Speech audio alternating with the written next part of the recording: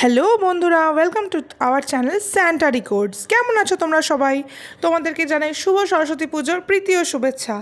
এই বছর আমরা আমাদের বাড়িতে সরস্বতী পুজো করেছি। প্রথম, আমাদের স্কুলে প্রত্যেক বছর সরস্বতী পুজো হয়, কিন্তু এবছর আমরা আমাদের বাড়িতে সরস্বতী পুজো করেছি।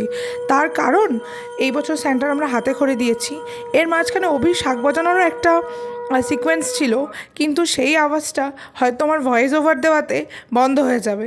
অভি ভীষণ ভালো শাক বাজায় এবং এই পুজোর সমস্ত বাজার দোকান আমরা দুজনে মিলে, দুজনে না, আমরা তিনজনে মিলে নিজে হাতে করেছি।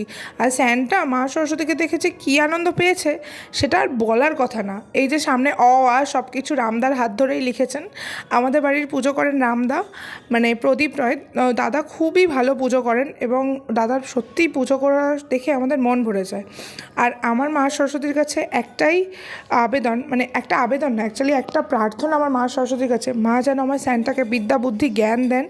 এবং সঙ্গে এও বলি, আমার সমস্ত ইউটিউবার ফ্যামিলি যেন মা সরস্বতীর আশীর্বাদ তাদের ওপরেও সদা সর্বদা বর্তমান থাকে। তোমাদের সরস্বতী পুজো কার কার বাড়িতে হলো আমায় কিন্তু কমেন্ট করে জানাতে ভুলো না। আর তোমাদের এবছর সরস্বতী পুজো কেমন কাটছে বা কাটলো বা কাটছে সেটাও জানিও, কারণ এবছর তো সরস্বতী পুজো দুদিন ধরে পড়েছে। আর স্যান্টা এই হোম করাটা মানে প্রথমবার ভালোভাবে দেখছে। আমরা এবছর স্যান্টার হাতে করে দিলাম, তাই বাড়িতে একটা ছোট্ট হোমযজ্ঞও করেছিলাম, সেটাও খুব ভালোভাবে হয়েছে এবং পুজোটাও খুব সুষ্ঠু ভাবে সম্পন্ন হয়েছে।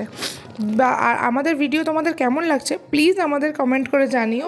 ভিডিওটা ভালো লাগলে একটা লাইক করে দিও, আর চ্যানেলে যদি নতুন বন্ধু হয়ে থাকো তাহলে একটা সাবস্ক্রাইব করতে ভুলো না। দেখা হবে পরের ভিডিওতে, ভালো থেকো, ততক্ষণ জয় মা সরস্বতী।